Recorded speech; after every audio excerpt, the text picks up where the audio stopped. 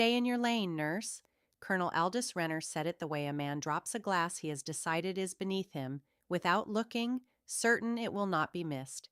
He said it in front of 40 people in the trauma resuscitation suite of Cascade Mercy Hospital at 7:51 on a gray October morning, and he had no idea that the woman he had just ordered out of the room was the one person in the building who could decide who lived that day.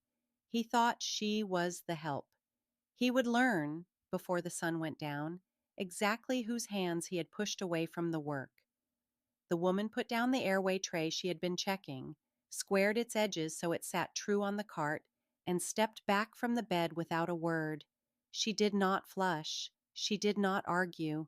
She pressed 2 fingers to the inside of her own left wrist, found the slow, even beat there, counted it without thinking the way she had counted it in worse rooms than this, and let the heat in her chest go out before it reached her face. Then she picked up her clipboard and walked to the hallway, and the 40 people in the room watched her go and decided, most of them, that the colonel must be right, because the colonel had a uniform and a hard jaw and a voice built to fill a room, and she was only a nurse in dark teal scrubs with a disposable cap pushed back off her forehead and nothing about her that asked to be noticed. Her name was Dana Okonkwo. She was 41 years old, and she had been a trauma nurse at Cascade Mercy for 6 years, and before that she had been other things in other places that she did not put on her badge. She was the kind of person a hospital is quietly built around without ever quite noticing it is doing so, the one the new residents learned to glance at before they committed to a decision, the one the charge nurse put in the worst bay on the worst nights, the one who never raised her voice and never lost a step and never, in 6 years, had been heard to say a single word about herself. People assumed she had no story because she never told one. That was the first thing they had wrong about her, and it was not the last. The reason there were 40 people in a trauma suite that usually held 8 was that this was the morning of Colonel Renner's exercise. For 18 months he had been the military liaison attached to a joint civil defense initiative, a program to harden the region's hospitals against a mass-casualty event, the kind of disaster that comes without a phone call and arrives faster than a plan can count it. The centerpiece of all 18 months of his work was today, a full-scale simulated mass-casualty drill run jointly by Cascade Mercy and a detachment from a nearby joint installation, observed and graded by a visiting general's readiness assessment team. If it went well, it would be the thing that carried Aldous Renner into the next grade, the star he had wanted since he was a lieutenant, and had begun, in the last few years, to suspect he might never get. He had staked the morning on it. He wanted it clean. He wanted it his. And so he had come into the trauma suite at 7:40, 20 minutes before the drill was to begin, in a plain, dark, slate-gray service uniform pressed to a knife's edge, and he had found his carefully arranged stage already occupied, by surgeons checking their stations, by his own soldiers in their roles, by the general's observers with their tablets, and by a civilian nurse he did not recognize, moving down the airway cart, laying out blades and tubes and checking the suction with the unhurried thoroughness of someone who had done it 10,000 times. He did not know who she was. He did not ask. He saw scrubs where he wanted uniforms, and he saw a woman touching the equipment he had decided was the centerpiece of his morning, and something in him that had spent 30 years learning to read a room by the rank on its collars simply could not file her. "Excuse me," he had said. "This bay is staged. Who are you?" She had straightened and met his eyes, level, unbothered. "Dana Okonkwo, Trauma RN. I'm assigned to resus this morning." "Assigned by whom?" "The charge nurse. I work here." "This is a military operation today, ma'am." He had said ma'am the way some men say it, as a door closing. "I don't need civilian staff fussing with a stage station. We've got our own people. Stay in your lane, nurse." And he had lifted one rigid finger and pointed it, without quite looking at her, toward the corridor. That was the moment. That was the line, said in front of 40 people, that he would spend the rest of his life wishing back into his mouth. But he did not know that yet, and neither did the 40 people, and so the only thing that happened in that moment was that a woman set down a tray, squared its edges, took her own pulse, and walked into the hall. And a younger nurse named Priya Sandoval, 26, 2 years on the floor, watched her go with her ears burning on Dana's behalf, because Priya had worked enough nights beside Dana Okonkwo to know that whatever the colonel thought he was looking at, he was wrong. In the corridor outside the trauma suite, Dana stood against the cool tile wall with her clipboard held to her chest, and she did the thing she always did. She breathed. She let the room behind her be the room behind her. She thought about the patients on the actual floor, the real ones, the ones not part of anybody's exercise, and she made a list in her head of the 3 she was most worried about, and she decided that if she was not allowed in the drill, she would go be useful where the drill was not, because that was the work, and the work did not care who got the credit. She had learned that in a place where the work was the only thing that had ever kept anyone alive, and where credit had a way of going to the loudest man and meaning nothing at all, she did not think of herself as humiliated. She had been humiliated by experts once in another life, by men whose contempt had real teeth and real consequences, and a colonel in a clean uniform pointing at a hallway did not rise to it. But she would have been less than human if some small old part of her had not gone quiet and cold at the word nurse said, the way he had said it, as if it were the ceiling of what she could be, as if the whole of her were summed in a single syllable he could use to move her out of a doorway. She pressed her 2 fingers to her wrist again, found the beat, and let even that small coldness go. What Colonel Renner did not know, what no one at Cascade Mercy knew, because she had never once told them, was that Dana Okonkwo had spent 14 years as a medic in the service before she ever drew a civilian paycheck. She did not know it on this morning, but she had spent 11 of those years doing the precise thing his entire 18-month exercise was designed to simulate, keeping the wounded alive in the place where the plan had already failed. She had been, in her last posting, a master sergeant. She had held a call sign that a certain kind of soldier still spoke with care. And she had been, for the 3 years since she had hung up the uniform and taken up the badge, exactly the thing Colonel Renner most needed and least suspected. But that part of it, the part that would turn his whole morning inside out, she herself did not yet know was in the building. We will come to it. It is the hinge the day turns on, and it must be earned, the way she earned everything, so we will let it arrive when it arrived, which was late, and from a direction no one was watching. For now she was a nurse in a hallway, and the drill was about to begin. At 8 o'clock, the overhead speakers chimed, and a calm, recorded voice announced the start of the exercise. The premise, briefed to everyone the week before, was a multi-vehicle collision with a fuel spill. A wave of simulated patients, volunteers in moulage, fake wounds painted on with theatrical skill, would be brought in by the detachment's medics, triaged and treated, while the general's team graded the flow.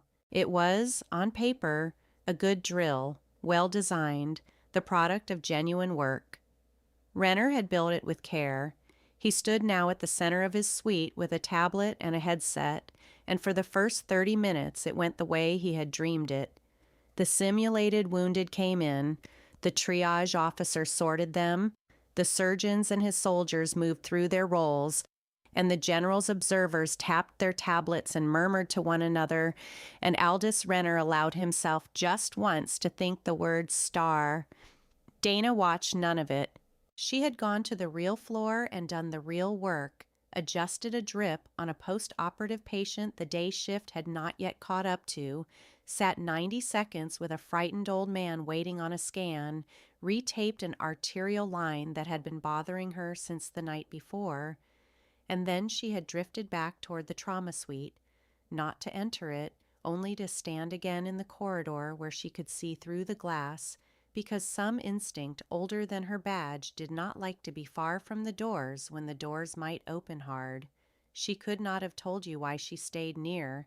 She would tell people, later, that she had simply had a feeling, and she would let them think it was a nurse's intuition because it was easier than the truth.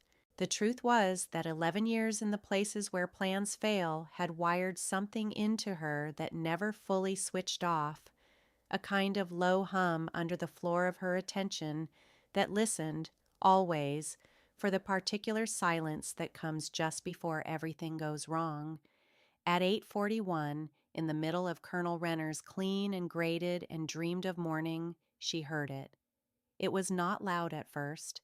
It was a pressure more than a sound, a deep, flat concussion that came up through the soles of her shoes and through the cool tile wall against her shoulder before her ears ever caught it, the way the ground tells you a thing a half-second before the air does. The lights flickered once. A framed print 2 feet down the corridor tapped its glass against the wall. Somewhere outside and below, a car alarm began, and then a second, and then a chorus of them. And Dana Okonkwo, who had been leaning against a wall holding a clipboard, was moving toward the windows before she had decided to move, because that low hum under the floor of her attention had just become the only thing she could hear. Through the corridor window, 2 blocks north and 4 floors down, she saw it. Under the Route 9 overpass, the long concrete deck that carried the highway over the surface streets beside the hospital, a fuel tanker had jackknifed and struck a support column, and it was burning. A black column of smoke was already standing straight up into the gray morning, and as she watched, the thing that turns a bad accident into a catastrophe began to happen. The section of overpass deck above the struck column, the great flat span of loaded morning highway, dropped. Not all at once. It sagged first, a slow, sickening dip that her mind refused for half a second to believe, and then a 40-foot section of it came down onto the surface street and the stalled traffic beneath it in a single grinding fall that she felt in her teeth from 4 floors up. For one held breath, Dana stood at the glass and simply saw it, the fire, the fallen deck, the cars crushed and the cars stopped short of it, and the small running figures already, the smoke folding over all of it. She did the arithmetic without wanting to. Morning rush, a loaded overpass and the loaded street beneath it, a fuel fire, the nearest trauma center 2 blocks away with its entire surge capacity standing in a room playing pretend. She pressed 2 fingers to the inside of her wrist, found the beat, fast now, but even, and turned from the window and walked back toward the trauma suite she had been thrown out of because the drill was over, whether the colonel knew it yet or not, and the thing it had been pretending to be had just come true under the Route 9 overpass with the whole morning's traffic on top of it. He did not know it yet. Inside the glass, Colonel Renner was still running his exercise, still watching his melaged volunteers and his graded flow, still 20 seconds from the moment a soldier would burst through the doors with a real face and real news. Dana reached the doors just as the soldier did, and as the recorded calm of the drill collided with the first ragged human shout of the real thing, the 2 of them, the colonel who had a plan, and the nurse he had thrown into the hall, were about to find out which of them the next 4 hours actually belonged to. The soldier who came through the doors was a young specialist named Brand, and the look on his face did not belong to any drill. "Sir," he said, and then could not find the next word, and the failure of a trained man to find his next word did more to change the temperature of that room than anything he could have said. "Sir, the overpass. Route 9. It's down. It's real. The deck came down on the street, and there's a tanker fire, and dispatch is calling a mass casualty, and they're—" He stopped. "They're routing everything here. We're closest. They're already inbound." For a moment Colonel Renner did not move, and Dana, standing now just inside the doors he had thrown her out of, watched a thing she had seen before in men who had built their whole authority on control. She watched him try to fit the catastrophe into the plan. "All right," he said. "All right." We fold it into the exercise. We were running this scenario anyway. Triage officer, scale up. We'll treat the real casualties under the drill structure. It's the same flow. And it was almost the right instinct. And in a calmer disaster, it might even have worked. And that was the tragedy of Aldous Renner that whole morning. He was not a fool, and he was not a coward, and the reflexes that had served him for 30 years were simply built for a different shape of problem than the one coming through his doors. He thought he had a surge of patience. He did not yet understand that he had the collapse of the conditions under which a plan can be run at all. The first ambulance arrived at 8:49, 8 minutes after the deck came down, and it did not arrive alone, and it did not arrive sorted. It arrived as the front of a flood. Behind it came two more rigs, and behind them private cars with their hazards on and bleeding people in the back seats, and behind them a city bus that some quick-thinking driver had emptied of its passengers and filled with the walking wounded off the street, and behind that, on foot, came the people who had simply gotten themselves up and started walking toward the lit hospital tower because it was the only thing they could think to do. Burned, cut, concussed, carrying children, holding their own arms together, and they came into the ambulance bay and the ER entrance all at once and from every direction, and the careful triage flow that Colonel Renner's drill had been grading 30 minutes before simply dissolved, because a triage flow assumes that patients arrive through one door at a countable rate, and these did not.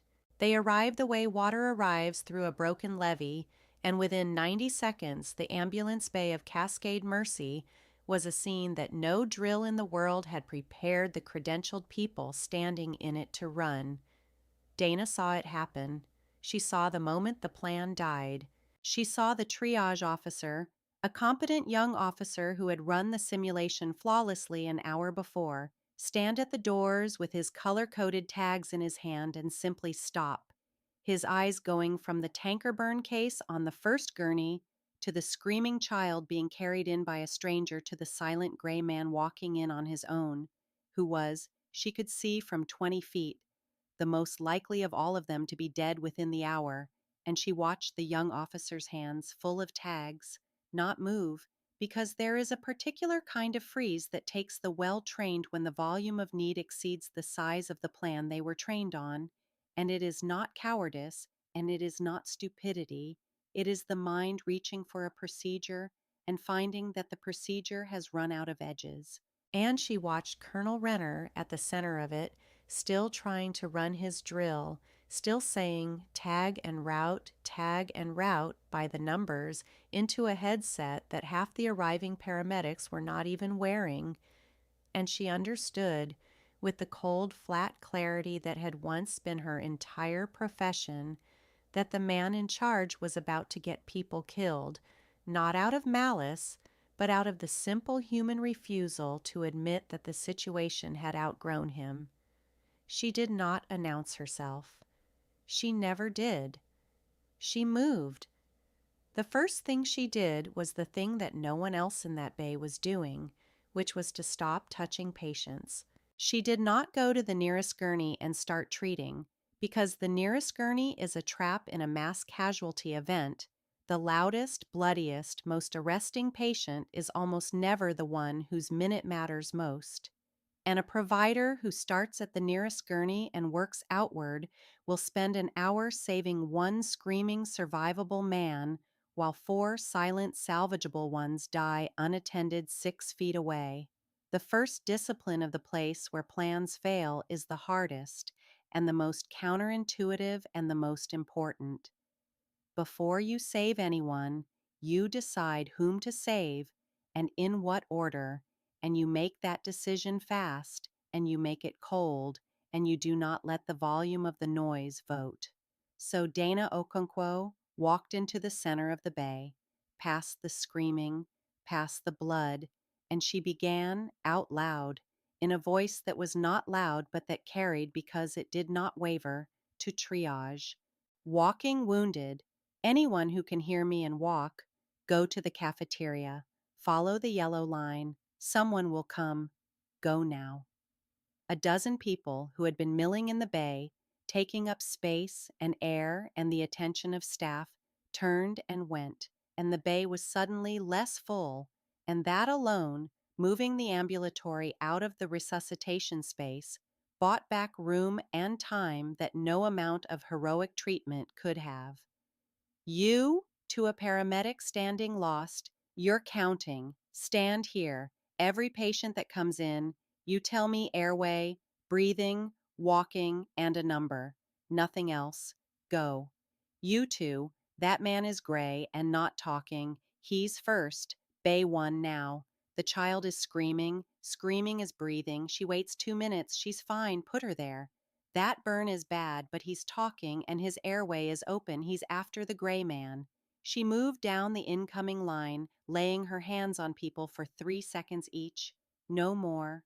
A pulse at the wrist, a look at the chest, a word at the face, and she sorted them the way you sort them when there are too many, into the ones who will die without you now, the ones who will live whether you reach them or not, the ones who will die no matter what you do, and the great middle who can wait. It is the oldest and grimmest arithmetic in medicine, and it cannot be done by a frozen man with a fistful of colored tags, and she did it walking, in a voice that never rose, and within 4 minutes the bay had a shape it had not had, and people who had been standing useless had jobs, and the gray, silent man who would have died unnoticed against a wall was on a table with a tube going into his chest. Colonel Renner saw her do it.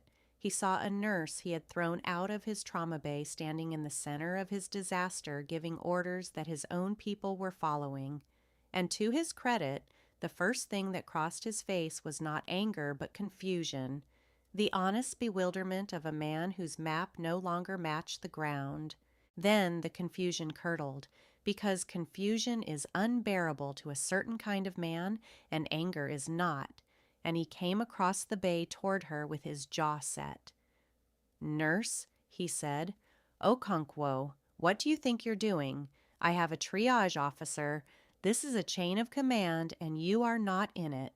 She did not stop working. She had her fingers on the carotid of an unconscious teenager and her eyes on the rise of his chest, and she answered the colonel without looking at him, which was its own small earthquake in his world. "Your triage officer is frozen, Colonel. It happens. He ran a clean drill, and then the real thing came through 4 doors at once, and his procedure ran out. He'll come back in a minute, and he'll be good, but right now this bay has no sort, and a bay with no sort kills people. So I'm sorting. This boy's airway is going. I need a provider on him in 60 seconds, or he's an expectant, and I'd rather not make him an expectant because he's 16 and his pressure's still there." She finally looked up at the colonel, and there was nothing in her face but the work. No defiance, no "I told you so," just a professional handing another professional a fact. "Where do you want your surgeons? Because if you don't place them in the next 90 seconds, I will, and then we can argue about the chain of command after the bleeding stops." It was the calmest insubordination Aldous Renner had ever been handed, and the most useful, and for 1 second, 1 human second under the worst pressure of his career, he almost took it. He almost said yes, place them, and let her run the floor she was so clearly built to run. But the general's observers were watching, and his star was watching, and 18 months of his work were watching, and the part of him that had built his life on being the man in charge could not, in front of all of it, hand the floor to a civilian nurse. So he made the worst decision of his morning. He drew himself up, and he said loud enough for the bay to hear, "You are relieved. Get off my floor. Security," and he half turned toward the 2 hospital security guards by the doors. "This nurse is interfering in a casualty operation. Remove her." And the bay, for 1 terrible second, balanced on it. What broke the balance was not Dana. She had already let go of the teenager's neck and stepped back, because she would not be the cause of a scuffle over a dying boy, and she had pressed 2 fingers to her wrist and found the beat and prepared, with 30 years of swallowed insults behind her, to walk to the hall again and run the disaster from a place she was not forbidden to stand. What broke the balance was the charge nurse, a steel-haired veteran of the floor named Loretta Childs, who had run Cascade Mercy's emergency department for 19 years and who had exactly no patience left for a man in a clean uniform getting people killed in her bay. Loretta planted herself between Dana and the security guards, and she said, in the flat voice of a woman whose floor it actually was, "Colonel, with respect, this is my emergency department, and that is my nurse, and she is the only person in this room currently doing triage. You want to court-martial somebody, do it after. Security, stand down." "Dana." And here Loretta's voice cracked just slightly, because even she did not fully know what she was unleashing. "Dana, honey, run it. Just run it. I'll handle him." And so it was that Dana Okonkwo, who had been thrown out of the trauma bay at 7:51 for being just a nurse, found herself at 8:54 by the authority of a charge nurse and the simple physics of a room full of the dying, running the worst mass casualty event in the history of Cascade Mercy Hospital, while the colonel who had dismissed her stood 10 feet away, relieved of nothing, in command on paper, watching the floor obey a woman whose name he had only learned an hour before and whose history he could not have begun to guess. She did not waste a second of it on him. The instant Loretta gave her the floor, she stopped being a nurse defending herself and became something the room had never seen, something that came up out of her old life whole and unhesitating, as if it had only been waiting all 6 years for a door to open. She set the floor like a board. She put her best surgeon on the bleeders and her steadiest resident on the airways, and she made Loretta the hard gatekeeper at the door who decided who even came inside. She turned the frozen young triage officer, who was, just as she had promised, already thawing, already ashamed and already ready, into her forward eyes at the ambulance bay, sorting the flood before it reached the building, and she gave him 3 words to use and forbade him the rest, because a frozen man needs a narrow channel to climb back into, and she had just handed him one. She walked the floor in a loop, 3 seconds a patient, never still, and the loop itself was the thing. The loop meant that no patient went more than 90 seconds without a trained eye, and that any patient whose minute had come would be caught on her next pass. And the room that had been a panicked crowd became, under the moving center of her, a machine. The wounded kept coming. The deck had come down on a loaded street at the front of a loaded overpass, and the arithmetic of that was merciless, and it was not nearly done. There were crush injuries from the fallen concrete and burns from the tanker and the blast lung of the people who had been near the fuel when it went up, and the simple, ordinary, catastrophic bleeding of 100 bodies thrown against steel and stone all at once. By 9 o'clock, Cascade Mercy had taken in more critical patients than it had ever held at one time, and they were still arriving, and somewhere out beyond the doors the fire was still burning, and the rescuers were still pulling people out from under the deck, which meant the worst of them, the longest trapped, the most crushed, had not even arrived yet. Dana knew that. She had run the numbers in her head the moment she saw the deck come down, and she had set her floor, not for the wave that was here, but for the wave that was coming, holding back capacity that a less experienced hand would have spent, because she knew, with the certainty of someone who had lived it, that the patient who breaks your whole operation is almost never the one in front of you now. It is the one who comes through the door in 40 minutes, when you are exhausted and your supplies are thin, and you have already decided the worst is behind you. She did not let herself believe the worst was behind her. She never did. It was, the staff would say later, the single most important thing about her. Not her hands, which were extraordinary, but the cold patient part of her mind that refused all morning to be relieved. It was Loretta Childs who put words to it. In the thick of that first surge, leaning close to the shaking young nurse beside her without ever breaking the rhythm of her hands. "You see how she doesn't stop, doesn't flinch, doesn't spend a thing she'll need later?" Loretta said, taping a line, eyes down on the work. "If you've come this far with us, stay close and keep watching her, because what this woman is about to do, and what's about to come out about who she really is the part worth standing at attention for. Now move your feet. We've got people." And Priya moved her feet, and so the credentialed had frozen, and the dismissed had stepped in, and for now the line was holding. But a line that one person holds is a line waiting to be tested, and the morning was not even half over, and the worst of the deck had not yet been dug free, and somewhere in the flood of the wounded, though she did not know it yet, a stretcher was coming toward Cascade Mercy, carrying a man who would say a single word that began to undo everything the colonel thought he knew. The first patient, who should have died and did not, was a road crew worker named Marcus Hale, 43, who had been standing under the deck when it came down and had taken a slab of concrete across the face and throat.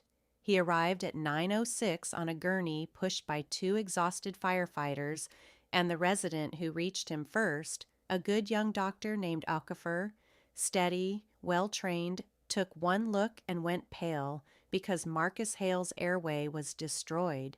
The slab had shattered the architecture of his lower face, and his throat was swelling shut around the wreckage, and the ordinary path of a breathing tube down through the mouth was simply gone, a road erased.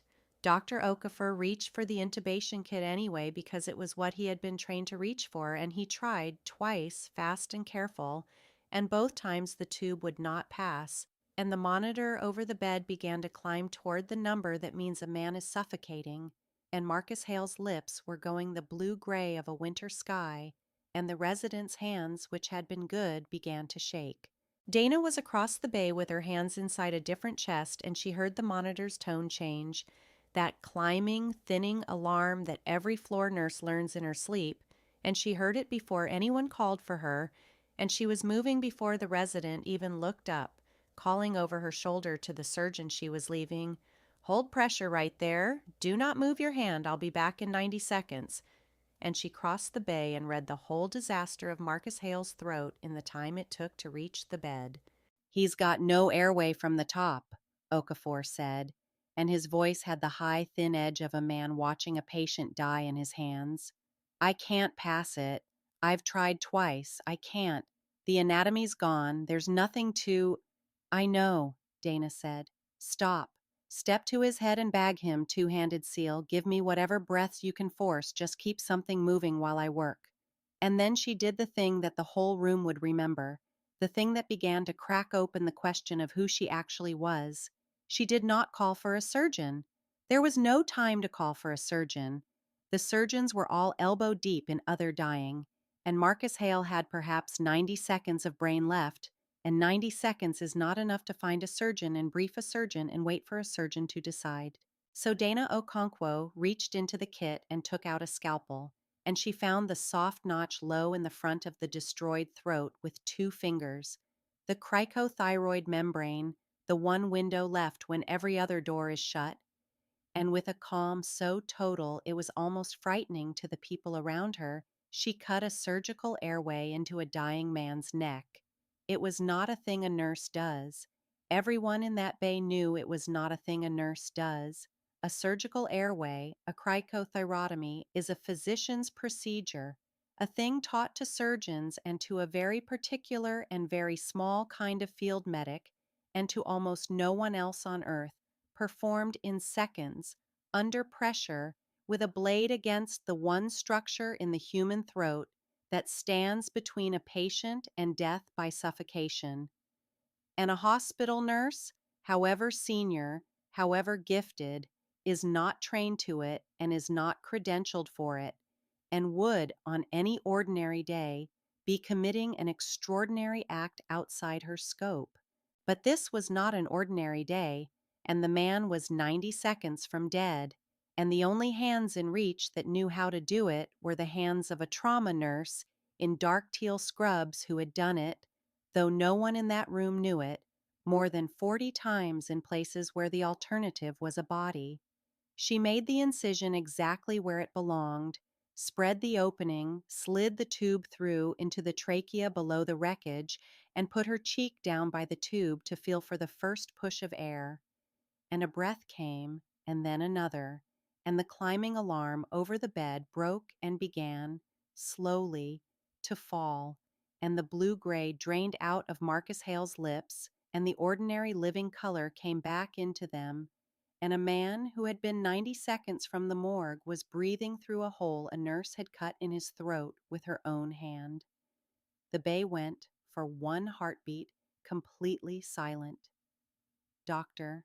Okafor stared at her over the bag valve mask, and what was in his face was not gratitude yet.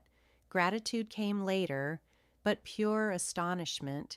The bottomless, what did I just watch of a trained physician who has just seen a nurse perform flawlessly, under impossible pressure, a procedure he himself could not complete. How? He started and could not finish it, and Dana was already securing the tube and checking the breath sounds on both sides and was not, for the moment, available for questions about herself. Tape it. Watch it. He'll need a real surgical airway revised upstairs when there's a surgeon free. This is field expedient. It'll hold him for now. Good bagging. You kept his brain alive while I worked. That was the part that mattered.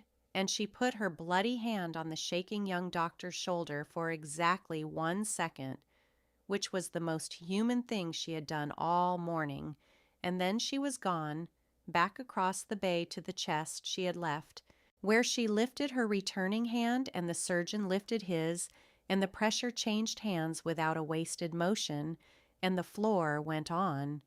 But the room had seen it, the general's observers had seen it, and 10 feet away, Colonel Renner had seen it, and the confusion on his face had deepened past anything anger could cover, because the chain of command he kept reaching for had just been made irrelevant by a single quiet act that none of his categories could hold. A nurse did not do that, and yet he had watched a nurse do that. The first hairline crack had opened in the floor of everything he assumed, and through it, faintly, came the beginning of a question he did not yet know how to ask. It was the resident, Okafor, who said the first piece of it out loud, to no one, half to himself, as he taped the tube. "Where does a nurse learn to cut a crick like that?" he said. Not a question exactly, a wound in his understanding, and the young triage officer at the door, the one Dana had thawed and set to sorting, heard him and frowned and filed it, because it was the second strange thing he had seen the nurse do, and a certain kind of soldier is trained to notice when the strange things start to line up. The wounded kept coming, and the worst of them began to arrive now, the long-trapped, the ones the rescuers had only just dug free from under the fallen deck, and they came in with the injuries that a slow crush makes, which are the cruelest of all because they hide. A man can be pulled alive and talking from under a slab that has been pressing on his legs for an hour, and seem the luckiest of all the casualties, and then die an hour later on a clean table from the poison the crushed muscle pours into the blood the moment the weight comes off. Crush syndrome, the trap that has killed more rescued people than the falling ever did, the thing that the textbooks teach and the drills rarely capture because it does not announce itself with blood. Dana had been waiting for it. She had been watching the door for it since the moment the deck came down, and when the first long-trapped man came in, pale, calm, almost cheerful with the relief of being free, his crushed legs barely marked, she was at his side before he reached the bay, and she was already calling for fluids and for the labs that would tell her how close his heart was to stopping, already treating the thing that had not happened yet because she knew, the way you only know from having watched it kill, that it was coming. "This one looks fine," a tired paramedic said, helping push the gurney. "Walking and talking. We've got worse outside. He is not fine. Dana said gently, because the paramedic had done nothing wrong and there was no time to wound him. He's been crushed for an hour and you just took the weight off. His blood is about to turn on his heart. Fluids wide open, and I need a cardiac monitor on him this second. When his potassium hits, his heart will stop without a sound, and I'd rather be looking at it when it does. And she was right. And 40 minutes later, when the man's heart did exactly what she had said it would, she was looking at it, and because she was looking at it, she caught it in the first 10 seconds and pushed the drugs that pulled him back from the edge, and a man who would have died quietly in a hallway being mistaken for the lucky one was instead alive at the end of the day. No one outside that bay would ever know how close it had been. That was the nature of her whole morning. The lives she saved most completely were the ones no one ever knew had been in danger, because she had reached the danger before it arrived. It was somewhere in here, in the thick of the second wave, that the moment came which would later seem to everyone the true beginning of the unraveling, though at the time it passed almost unnoticed, swallowed in the noise. They brought in an older man, 61, who had been in a car on the surface street when the deck came down and he was badly hurt, a chest full of broken ribs and a leg gone wrong and a slow internal bleed that Dana caught from across the bay by the particular gray of his face. And as she came to his side and bent over him to start her assessment, the old man's eyes, which had been half closed and far away with shock and pain, came open and fixed on her face and held there, and something moved behind them.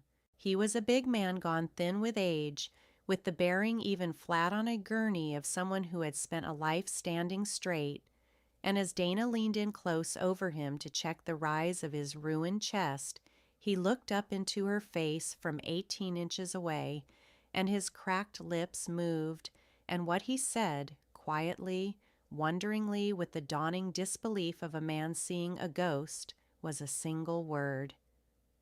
Quill? Dana Okonkwo went very still.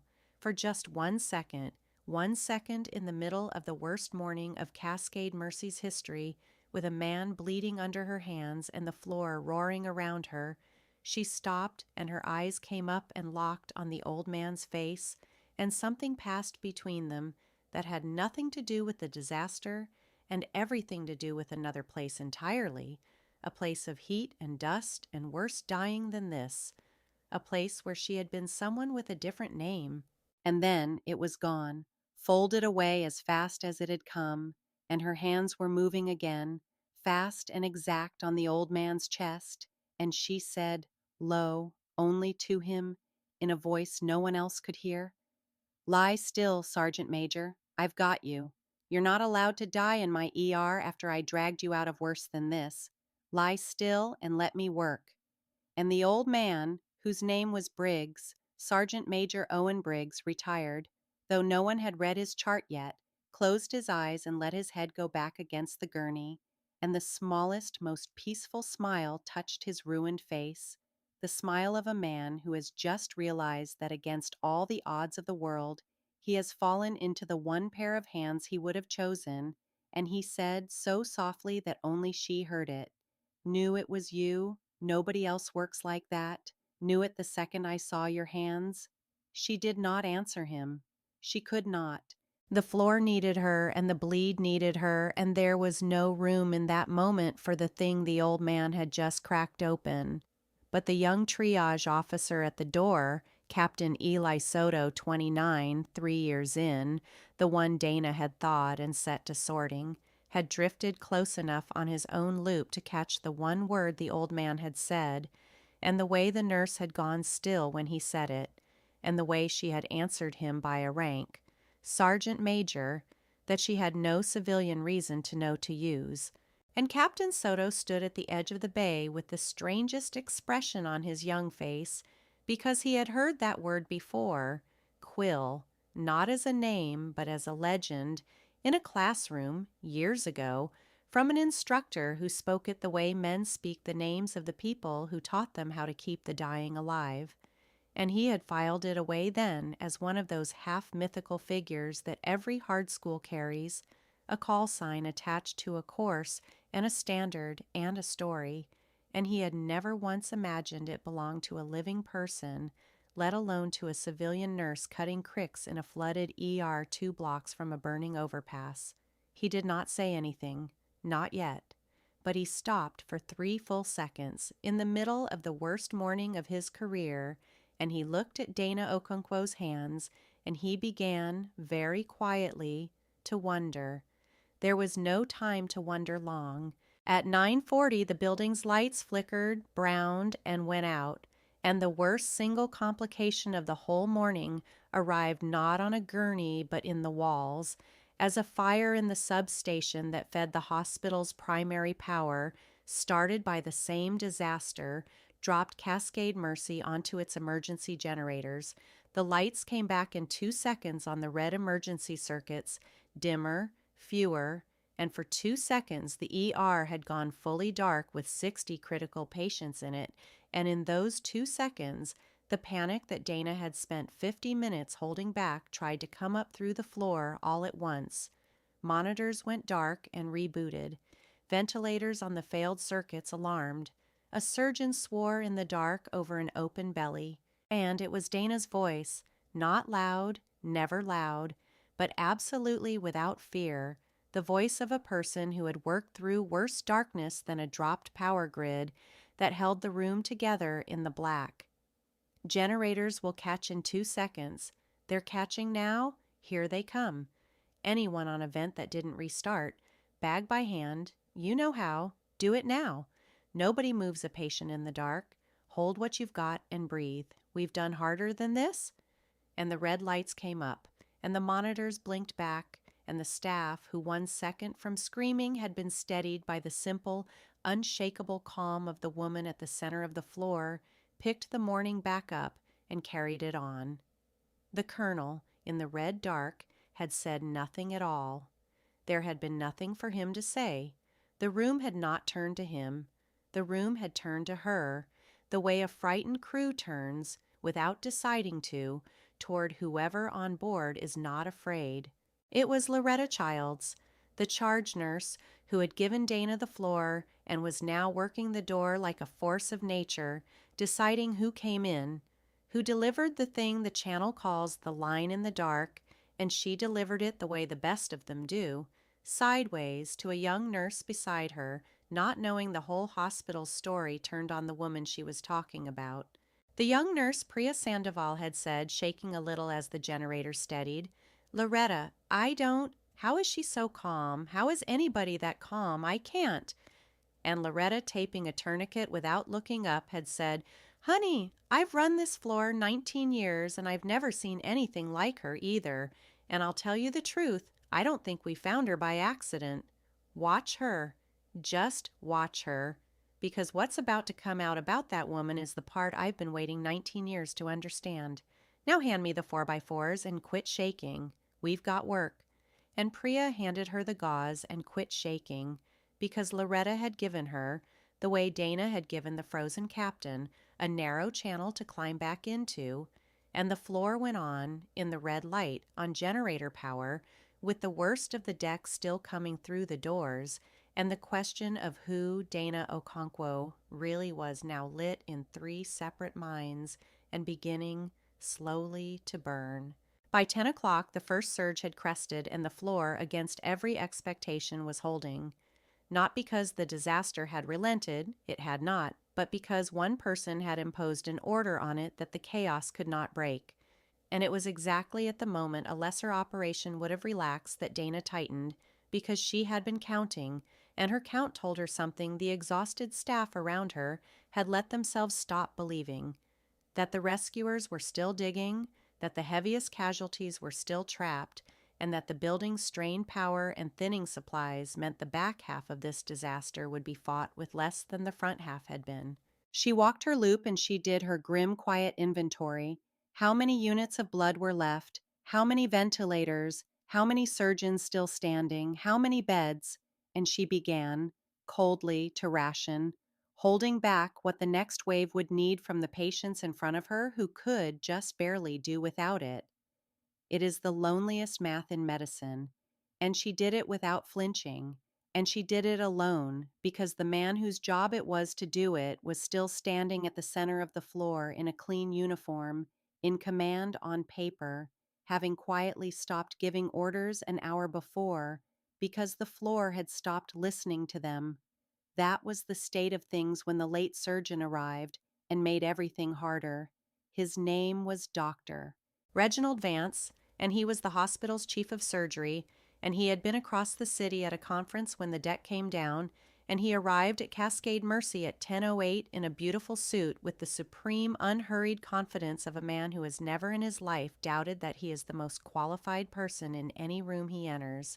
He took in the flooded ER from the doorway, the red emergency light, the jammed gurneys, the blood, the controlled roar of it, and he found the center of it, and he saw to his visible displeasure that the center of it was a nurse.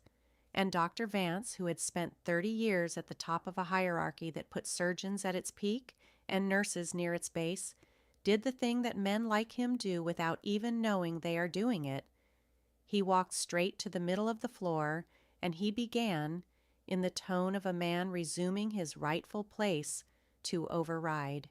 All right, I'm here. I've got it now," he said, loud, brushing past Dana to a patient she had just stabilized. "Who's running this? Where's my trauma attending? Nurse, brief me and step back. I'll take the floor."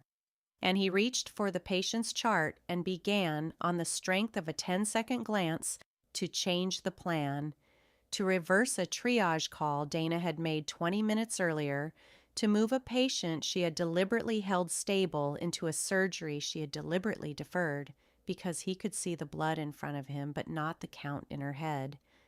Not the 4 worst cases she knew were still under the deck, not the 2 units of blood that were all the building had left. And here was the second great test of Dana Okonkwo's morning, and it was harder than Renner, because Renner had been merely proud and Vance was genuinely skilled, a real surgeon, a good one whose instincts on any ordinary day would have been right. To override Renner had cost her nothing but the man's ego.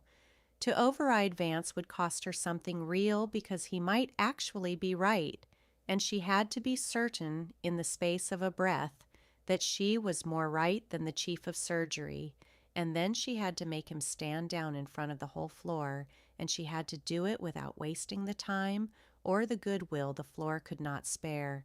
She did not raise her voice. She stepped into Vance's path, physically, calmly, between the chief of surgery and the patient, and she said, low and fast and exact, "Doctor, I'm glad you're here. I need you, but not on this patient and not on this plan. This man is stable, and he's deferred on purpose. We have 2 units of blood left in the building and 4 crushed cases still trapped under the deck that are going to need all of it.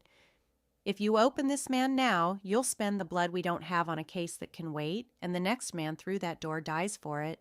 I've been counting since 8:41. I know what's coming. What I need from you is the worst belly in the building, which is in Bay 4, which has been bleeding for 20 minutes and which I have been keeping alive for you because you are the one person who walked in today who can actually fix it. Go to Bay 4, please, and let me keep doing the count." Dr. Vance stopped. It was the count that stopped him. Anyone could see he had expected a nurse to either fold or to fight, and she had done neither. She had handed him, in 15 seconds, a complete and correct picture of a battlefield he had walked into blind. The supply state, the incoming, the deliberate logic of every call she had made. And she had done it not to defend herself, but to point him at the place he was actually needed. A proud man can dismiss defiance, and he can dismiss panic.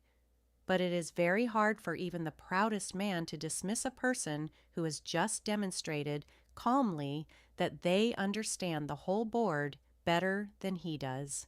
Doctor. Vance looked at the patient he had been about to open, and he looked at Bay 4, where, now that she had named it, he could see for himself the gray shape of the worst belly in the building, and something in his beautiful confidence cracked, just slightly, not into humility yet, but into the first uneasy suspicion that he was not today the most qualified person in the room. "Who are you?" he said, and it was not a sneer this time. It was almost a real question. "I'm the trauma nurse. Dana said. Bay 4, doctor. He's been waiting for you? And doctor.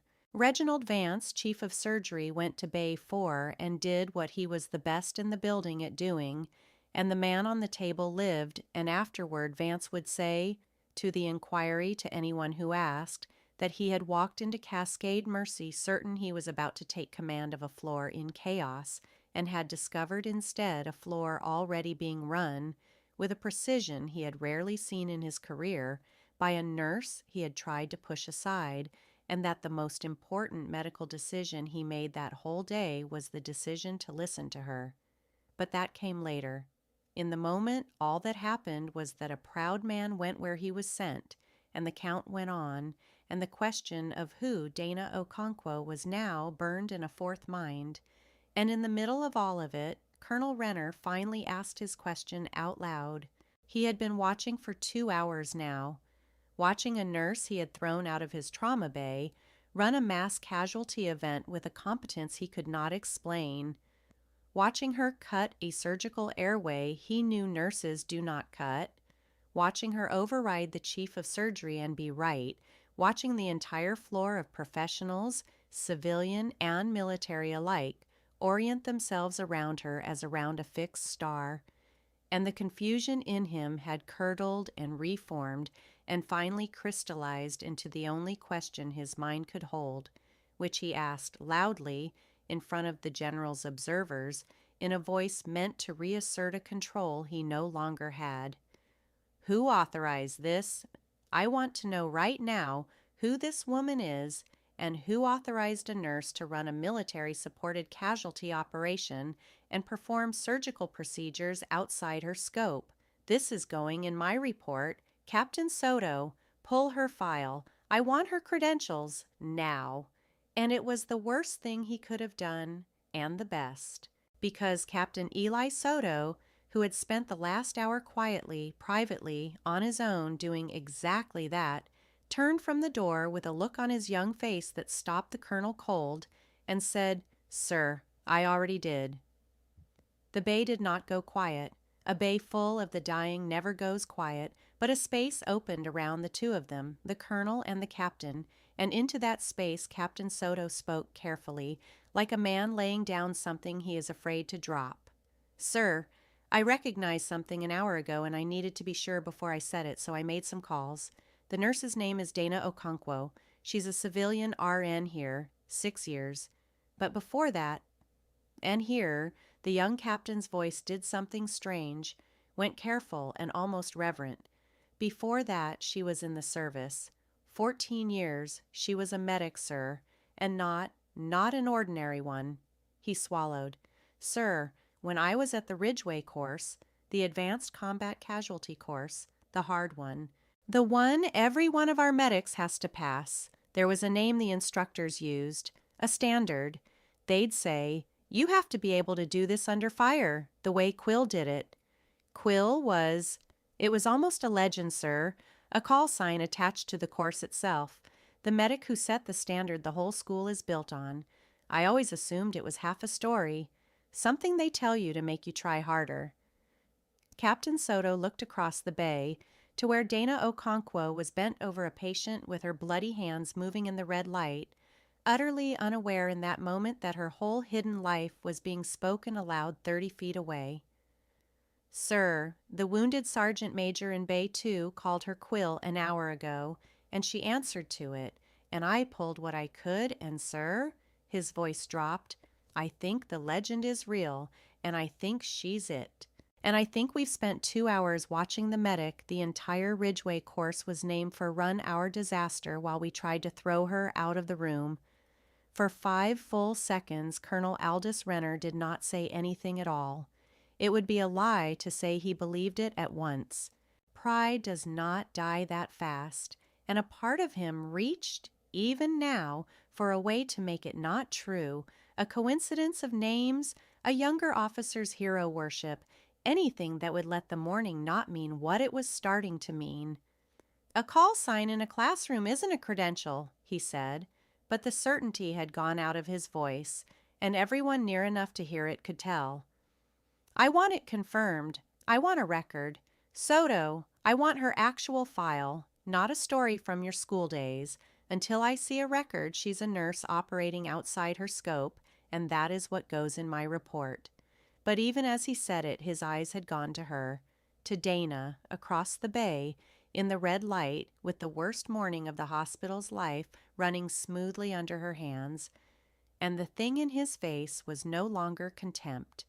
It was the beginning of dread, because some part of Aldous Renner had already done the arithmetic that his pride was still refusing, and that part of him already knew what the record would say, and already knew that he had stood in front of 40 people and the general's whole team and ordered the best combat medic any of them would ever meet to stay in her lane. The record was coming. It was coming faster than he knew, because Captain Soto had not been the only one making calls, and because the wounded sergeant major in Bay 2, Owen Briggs, who had served beside her in the worst place either of them had ever been, was even now awake again and talking, and had a great deal to say about exactly who the nurse working over the next bed used to be. But before any of it could land, the disaster played its last and worst card, the third wave, the one Dana had been holding capacity against all morning, and for 20 terrible minutes the question of who she was had to wait, because the rescuers under the deck finally reached the deepest trapped of all the casualties and brought them in all at once, and the floor of Cascade Mercy faced, with 2 units of blood and a strained generator and an exhausted staff, the heaviest single wave of the entire morning. They came in a rush at 10:35, 6 of them, the ones who had been pinned the longest and the deepest, the worst crush injuries of the day, every one of them the kind of patient who arrives looking salvageable and dies in an hour from the poison of their own freed muscle.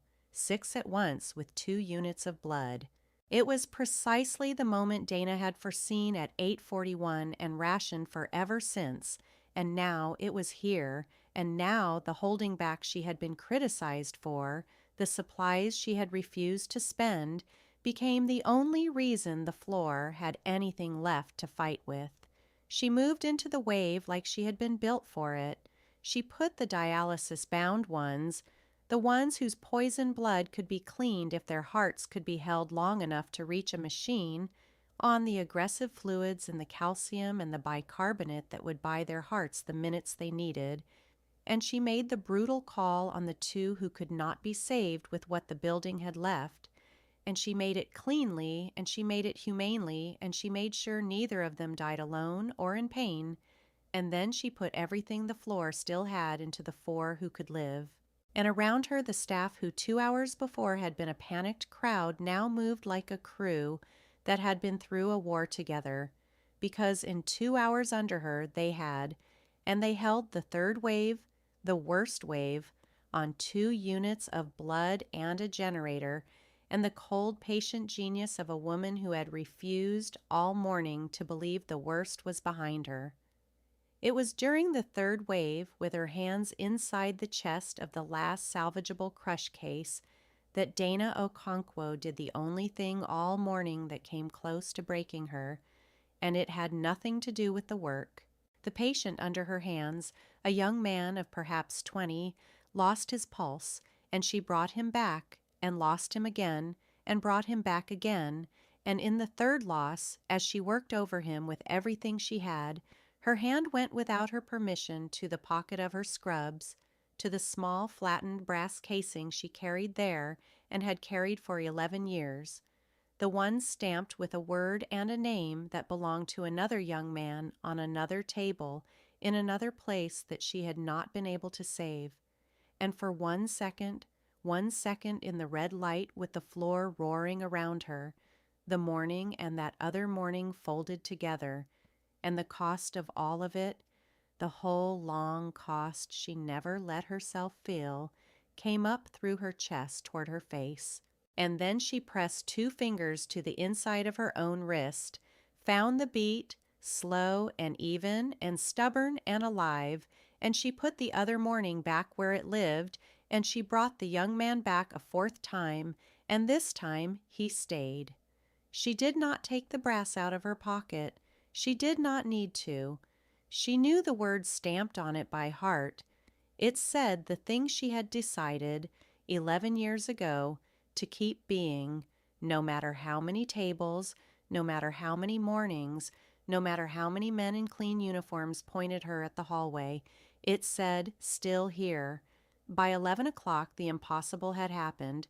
The floor was winning. The third wave was placed. The dead were honored and the living were stabilized. The worst of the deck was finally dug clean. And for the first time since 8:41, the doors were not bringing in someone who would die in the next 10 minutes. The roar of the morning dropped by degrees into the long, hard grind of after. The dozens of stabilized patients who now needed surgeries and beds and transfers, the relatives beginning to arrive, the slow accounting of who had come in and who had lived.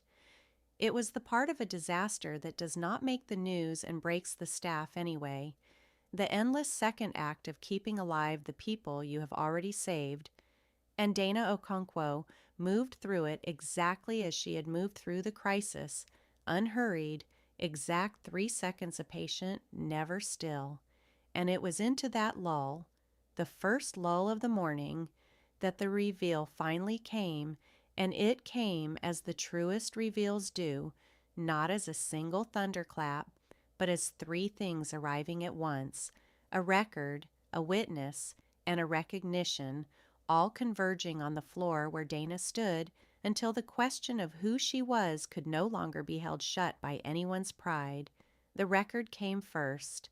Captain Soto, who had spent the morning making careful calls, was handed at 11:06 a confirmation he had been waiting on from a personnel office he had finally reached, and he read it standing very straight in the middle of the ER, and then he carried it to Colonel Renner, and he did not hand it over so much as deliver it, in the formal flat voice a soldier uses when he is reporting something that matters.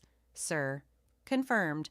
Okonkwo, Dana M., 14 years service, career field, combat medic, progressing to senior trauma and evacuation roles. Final grade on separation, Master Sergeant. He paused, and the word Master Sergeant landed in the bay and changed the air because a Master Sergeant is not a junior anyone. A Master Sergeant is a senior leader, the backbone rank, the one the young officers are taught to listen to, and Colonel Renner had called her just a nurse and ordered her to a hallway. Sir, there's more. She was an instructor, a senior instructor, at the Advanced Combat Casualty course, the Ridgeway course. For her last 4 years, she wrote and taught the trauma under fire standard the school still uses. Soto's voice tightened. Sir, the call sign quill is in the record. It's hers. She is the medic the course standard is named for. And sir, he hesitated and then said the last of it because it was the part that turned the whole morning over. There is a current line in her file. She holds a standing contract with the Joint Readiness Program. Civilian Medical Disaster Readiness Evaluator. She's a graded inspector, sir, for our program, for this kind of exercise. He let it sit. Sir, I think she may have been here this morning to assess us. I think the nurse you ordered out of the trauma bay is the evaluator who was sent to grade your drill. The silence that followed was the loudest thing in the whole loud morning. Colonel Aldous Renner held the record in his hands and read it himself. Twice, the way Dr. Okafor had wanted to ask his question twice and could not, and there was no way left to make it not true. Master Sergeant, Senior Instructor, Quill, Evaluator, every fact a stone, and all of them landing on the same place, which was the memory of his own voice, at 7:51, in front of 40 people, and the general's team saying, "Stay in your lane," nurse to a woman whose lane had been the inside of the worst dying on earth, who had forgotten more about keeping the wounded alive than he had ever been taught, and who had been sent, by the very program he had staked his career on, to watch how he performed. He had been graded from the first second, and the grade was not going to be about her credentials. It was going to be about the fact that when the real thing came, the man in command had frozen behind his plan, and a nurse he had thrown into the hallway had walked back in and saved the day he could not. The witness came second.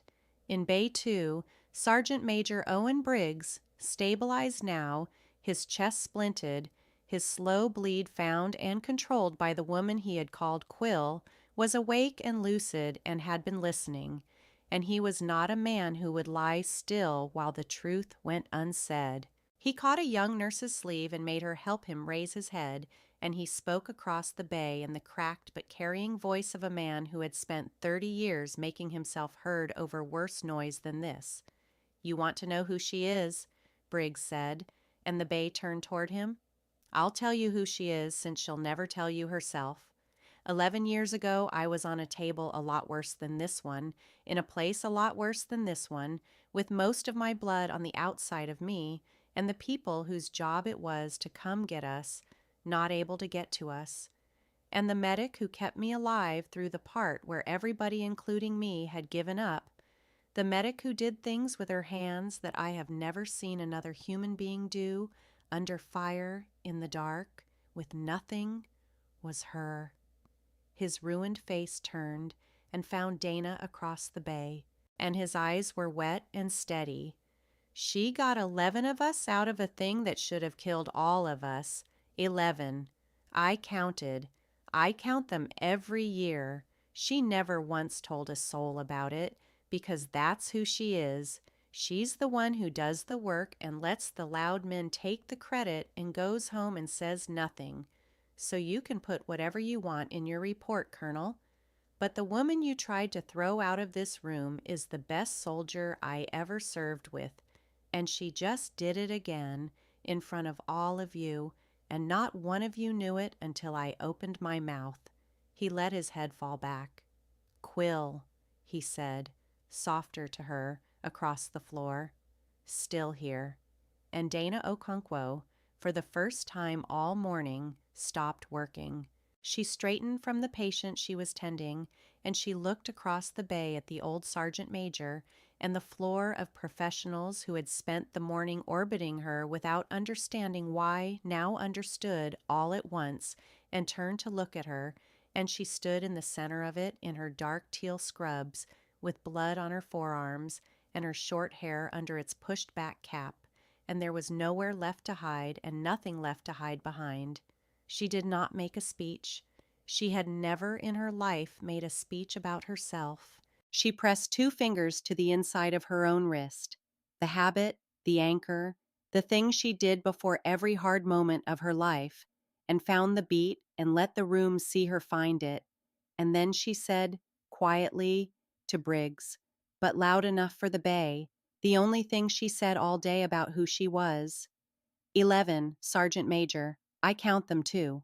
And then, because she was who she was, she added, and we're not done. I've still got 40 people on this floor who need beds, so unless somebody's bleeding, everybody get back to work. But the recognition, the third thing, the one that turned a revealed fact into a reckoning, did not belong to the captain's record or the sergeant major's testimony. It belonged to the colonel. Because a fact about a person changes nothing until someone with power decides what to do with it, and the only person in the room whose decision now mattered was Aldous Renner, who held in his hands the proof that he had been catastrophically, publicly, irreversibly wrong. The whole bay was watching him. The general's observers were watching him. His own captain was watching him. And the woman he had wronged was already turning back to her patients, asking nothing of him, expecting nothing of him, which was somehow the hardest thing of all to bear, that she did not even require his apology, that she had absorbed his contempt the way she absorbed everything, and moved on, and saved his disaster, and would have let him keep his pride if he had wanted to keep it. For a moment it hung there, and a smaller man would have reached for the report, for the procedure, for the 1,000 bureaucratic ways a proud man can avoid saying the words, "I was wrong." Renner had spent 30 years being that kind of man when it suited him, but he had also spent 30 years in a uniform that meant something to him, that carried a code older than his pride, that said certain things are owed and you pay them no matter the cost to yourself. And somewhere in the long, terrible morning of watching Dana Okonkwo work, that older thing in him had begun, slowly, to wake. He looked at the record in his hands. He looked at the nurse turning back to her work. And Aldous Renner made the second hardest decision of his morning, which was harder than handing her the floor would have been 3 hours ago, because now it had to be done in front of everyone, with nothing left of his pride to cushion it. He crossed the floor toward her. The bay watched him come, and what he was going to do when he reached her, whether he could actually do it, whether 30 years of pride would let him do it, was the thing the whole morning had been building toward, and it was about to be answered in the red emergency light in front of the same 40 people who had watched him throw her out at 7:51 by a man learning in real time the difference between rank and the thing rank is supposed to stand for. He stopped an arm's length from her, and Dana Okonkwo turned from her patient and faced him. And for a moment the colonel and the nurse simply looked at each other across the small, terrible distance of everything that had happened since 7:51. He was not a young man, and he was not a graceful one, and the words did not come easily, and he did not try to make them pretty, which was, in the end, the only thing that made them real. "Master Sergeant Okonkwo," he said. The rank, said out loud in front of all of them, was itself the beginning of the apology, the deliberate undoing of just a nurse with the truest word he had. "This morning I looked at you, and I saw Scrubs, and I decided I knew everything I needed to know, and I ordered you out of a room you understood better than I ever will. I was wrong. I have been wrong all day in front of these people about the best medic in this building, and there is no version of my report that matters more than my saying that to your face, so I am saying it. I'm sorry. You saved this floor. You saved patients I would have lost. You probably saved my career, which I did nothing to deserve from you, and which is the least of what you saved." He stopped and his jaw worked, and then he said the last of it, the part that cost him the most. "I built this exercise for 18 months to be ready for a day like today, and when the day came, I froze, and you didn't, and the difference between us is not rank. I've spent 30 years confusing the two. You're the one who taught me this morning what the difference is." And then Colonel Aldous Renner, chief liaison in the middle of the flooded emergency department of Cascade Mercy Hospital, in front of his own soldiers, and the chief of surgery and the general's whole observing team and 40 people who had watched him humiliate her 4 hours before, came to attention and raised his hand and saluted the nurse. It is a particular thing, a salute, and it does not mean what people who have never worn a uniform think it means. It is not servility, and it is not show. It is an old and deliberate gesture by which one person who has earned the right acknowledges another's earned authority, and it runs in the strict architecture of rank from the junior to the senior.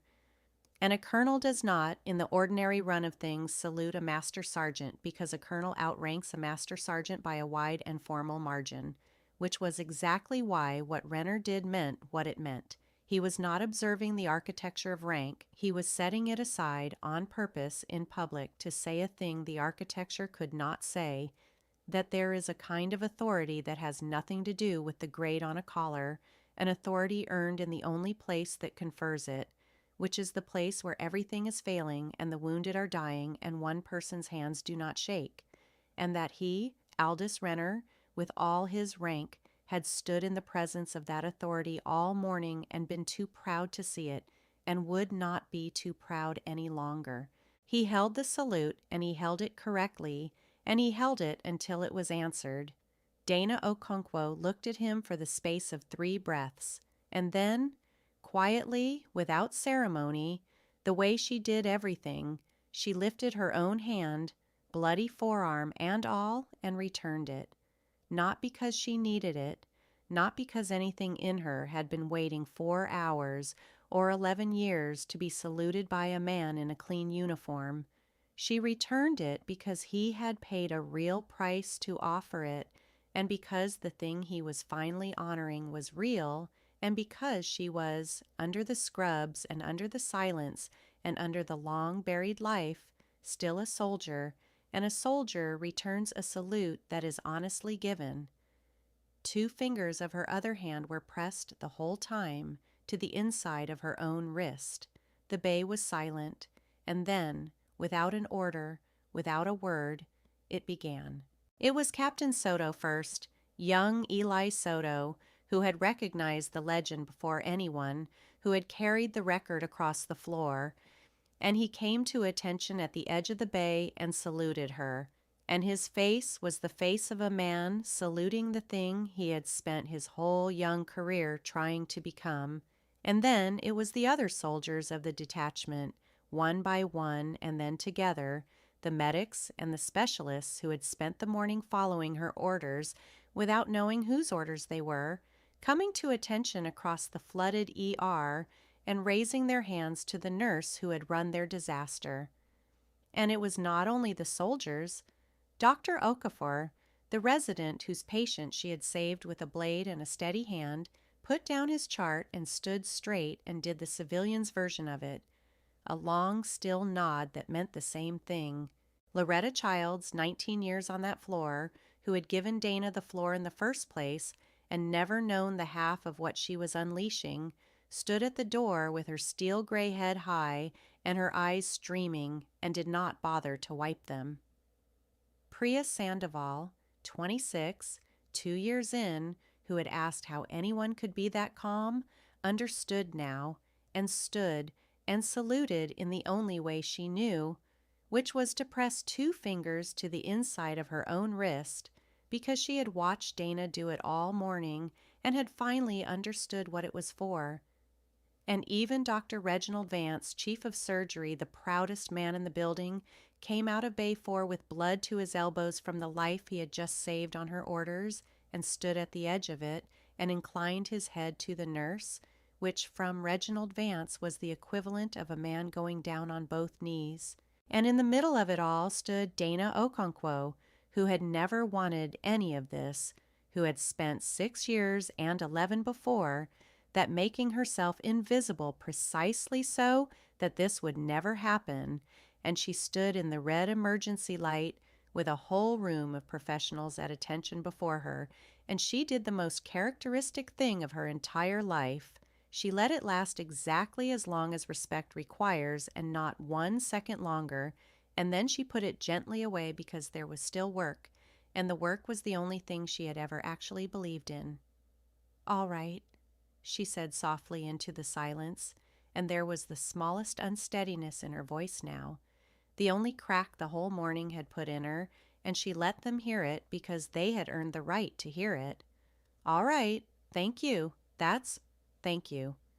And then, steadier, "But I've got a floor full of people who don't care what any of us did this morning, they just want to live, so let's give them that. Soto, I need transport coordination, you're good at it, go. Dr. Vance, the next belly's in Bay 6 when you're ready. Loretta, hold the door. Everybody, back to work. We're not done." And the room, which had been at attention, broke and moved and became a floor again, and the work went on, because she had told it to, because by now there was no one left in the building who would not have followed Dana Okonkwo into anything. The general arrived 20 minutes later. Her name was Marguerite Faust, and she was the visiting general whose readiness assessment team had been observing the exercise, the highest-ranking person to set foot in Cascade Mercy that whole long day. And she had been across the installation managing the wider response when the deck came down, and she came into the ER at 11:40 in a plain dark uniform with the unmistakable bearing of someone the whole architecture of rank actually does point to, and the room came to attention for her, the real way, the way it had not for Renner since the morning went wrong. She took in the floor, the controlled aftermath, the stabilized wounded, the staff still moving, the sheer impossible fact that a hospital 2 blocks from a fuel fire and an overpass collapse dropped onto generator power with its surge plan in ruins, had taken in the worst mass casualty event in its history and was standing, and she turned to Colonel Renner, and she said, "Colonel, report. Who held this floor?" And Aldous Renner, who 4 hours before would have given a great deal to be the answer to that question, stood at attention before his general and gave her the truth without a flicker. And it was the finest thing he did all day. Finer even than his salute, because a salute is a gesture, and this was a man telling his superior officer, on the record, that the credit was not his. "Ma'am," he said, "the floor was held by Master Sergeant Dana Okonkwo, retired, currently a civilian trauma nurse on this staff. Ma'am, she's also the readiness evaluator your program assigned to grade this exercise. She was here this morning to assess us." He paused, and then, because he had decided somewhere in the last hour to stop being the kind of man who hides things in reports, he added, "And ma'am, before the real event, I did not know who she was, and I dismissed her from the trauma bay. I was wrong to. The record should show that the operation succeeded because of her, and in spite of me." General Faust looked at him for a moment, and something in her hard face registered the cost of what he had just said and filed it in the way of someone who has learned to value the rare officer willing to put his own failure in the record. And then she turned and crossed the floor to where Dana stood, and the two women, the general the whole room saluted, and the nurse the whole room had just saluted, faced each other. "Master Sergeant," General Faust said. "Ma'am," said Dana, "I've read your evaluations of other facilities. They're the best in the program. I requested you for this one personally." A pause. "I did not expect to be reading an after-action report in which my evaluator stops grading the drill and runs the actual disaster." The smallest dry note entered the general's voice, the closest a person of her rank comes to warmth. "I'd ask how you assess Cascade Mercy's readiness, Master Sergeant, but I believe you've already shown me. The plan failed, the people didn't, and the reason the people didn't is standing in front of me with somebody else's blood on her arms." And then General Marguerite Faust, who outranked every soul in that building, who answered to almost no one, who had no need to honor anyone and every right to be honored herself, came to attention before the civilian nurse and saluted her. First, before any acknowledgement of her own rank by anyone, before the formalities, before anything else, and she said, loud enough for the whole bay to hear it and carry it for the rest of their lives, "On behalf of every wounded person who walked out of this building today instead of being carried out, and on behalf of an army that should never have let you leave, thank you, Sergeant Quill." And the nurse the colonel had ordered to stay in her lane returned the general's salute in the red light, in the ruined morning, with 2 fingers pressed to the inside of her own wrist and the small brass casing heavy in her pocket, and for one moment the whole long-buried valor of Dana Okonkwo's life stood finally unhidden in the open where everyone could see it. And then, because she was who she was, she lowered her hand and asked the general, very simply, if there was anyone outside still trapped, because if there was, she would like to go. There was no one still trapped. By noon, the last of the deck had been searched and cleared, and the fire under the overpass was out, and the disaster, as disasters do, passed from the hour of saving lives into the long gray weeks of accounting for them. Cascade Mercy had taken in 68 critical casualties from the Route 9 collapse in the space of 3 hours. 19 of them had arrived in a condition that, on any ordinary day, in any ordinary disaster, would have meant they were already gone. All 19 of them lived. The hospital's own after-action review, written without drama by people not given to it, would conclude that the survival of those 19 was attributable, in the reviewer's careful language, to the assumption of incident command by an exceptionally qualified staff member during the failure of the planned command structure, which was the bureaucracy's bloodless way of saying that a nurse the colonel had thrown out of the room had walked back in and saved everyone the plan had been about to lose. Dana Okonkwo worked the rest of her shift. That was the part that none of them ever quite got over.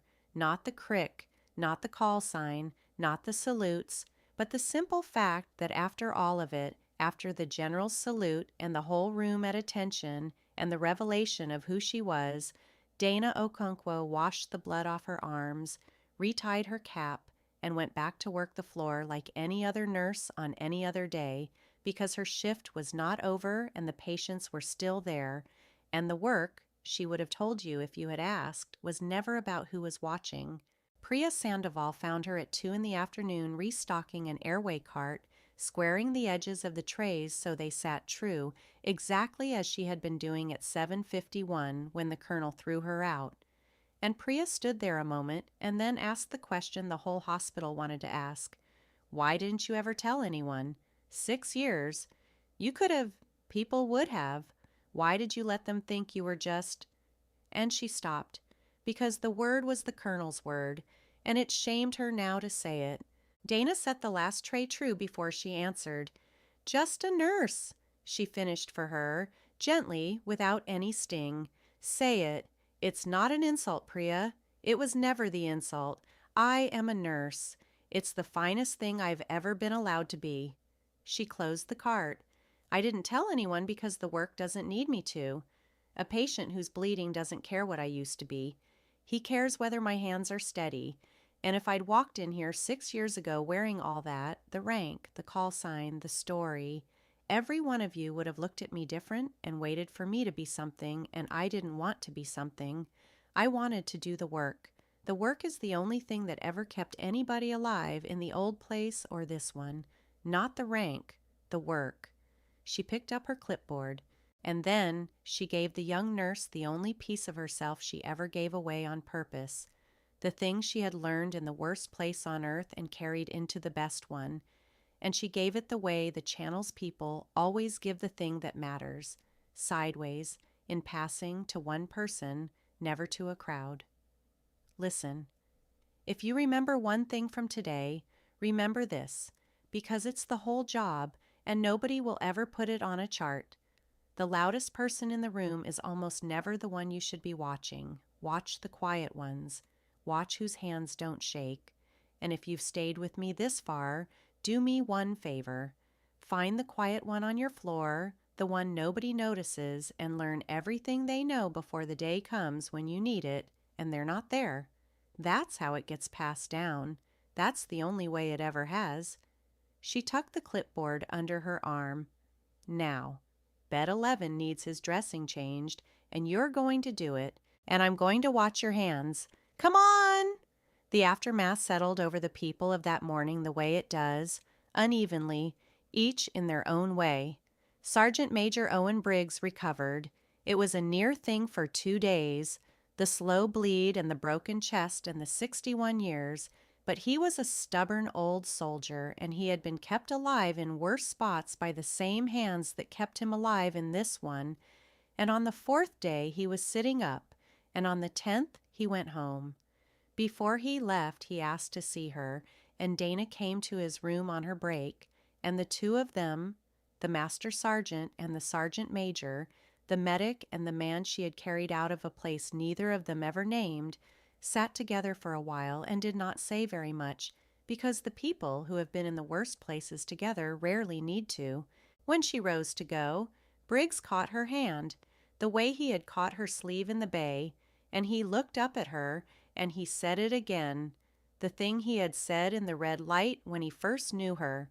Still here, he said, and Dana Okonkwo, who did not cry, pressed 2 fingers to the inside of her own wrist and found the beat and said, Still here, Sergeant Major, and went back to work. Colonel Aldous Renner was a changed man, though change in a man of 55 is a quiet and partial thing, not a conversion. He finished his report, and he wrote in it, in plain words, exactly what he had done and exactly what she had done, sparing himself nothing, and there were those above him who told him privately that he had been a fool to put his own failure so baldly on the record, and he told them, with a flatness that ended the conversation, that he had spent 30 years learning what a uniform was for, and had finally, at 55, in a flooded ER, been taught by a nurse, and that the least he could do was tell the truth about who had taught him. The star he had wanted his whole life did not come that year, and it is not certain it ever came, but he was heard to say, more than once, in the years after, that the morning he was passed over for his star was also the morning he finally became the kind of officer who might have deserved one, and that he owed both of those things to the same woman, and that he had stopped being able to tell, after a while, which of them he was more grateful for. He never forgot. Men like Renner, when they finally turn all the way. He requested formally that Master Sergeant Okonkwo be recognized for her actions on the day of the Route 9 collapse, and he pushed the request himself up the chain with the stubbornness of a man making amends, and when the commendation finally came through, a real one, for Valor, signed at a level that does not sign such things lightly, it was Aldous Renner who asked to be the one to deliver it, and he delivered it to her on the floor of the ER, in front of the same staff, in the same room, where he had once ordered her to stay in her lane, and this time the only thing in his face was respect. Dana accepted the commendation the way she accepted the salutes, quietly, briefly, with thanks, and then she put it away, literally away in the bottom drawer of her locker, where she kept the few things from the old life she could not throw out and did not want to see. She did not hang it on a wall. She did not put it on her badge. The next morning she came to work in dark teal scrubs with a disposable cap pushed back off her forehead and nothing about her that asked to be noticed, and she checked the airway cart and squared the trays so they sat true, and went to find out which of her patients had had the worst night, because that was the work, and the work was the only thing she had ever actually wanted, and she had it, and she was, in the deepest and quietest sense of the word, content. She kept the brass casing in her pocket. She always would. It was a small flat thing, a flattened large caliber casing worn smooth by 11 years of her thumb and stamped into its curved face by her own hand 11 years before, in a place she never spoke of, were a call sign and 2 words, Quill, still here. It was the only thing she carried from the worst morning of her old life into the best work of her new one, and it meant what the salute had meant and more, that she had stood in the middle of the dying once when she was young and had not been able to save one of them, a young man on a table whose name she said to no one and forgot for no one, and that she had decided, with his casing flat and cooling in her hand, that she would spend the rest of her life being the one whose hands did not shake, so that the next young man, and the next, and the next, would have the thing he had not had. 11 out of a place that should have killed all of them. 19 out of the Route 9 collapse. She counted them. She counted every one. And every morning, before her shift, in the quiet of the locker room, she pressed 2 fingers to the inside of her own wrist and found the slow, even stubborn beat there, and reminded herself of the only promise she had ever made that mattered, the one stamped in brass in her pocket, the one no rank could give her and no man could take away. Still here, still doing the work, still, after everything, the one who stays. The last anyone saw of her that first long day, she was where she had been at the very beginning, before the colonel, before the deck came down, before the salutes and the general and the truth coming out.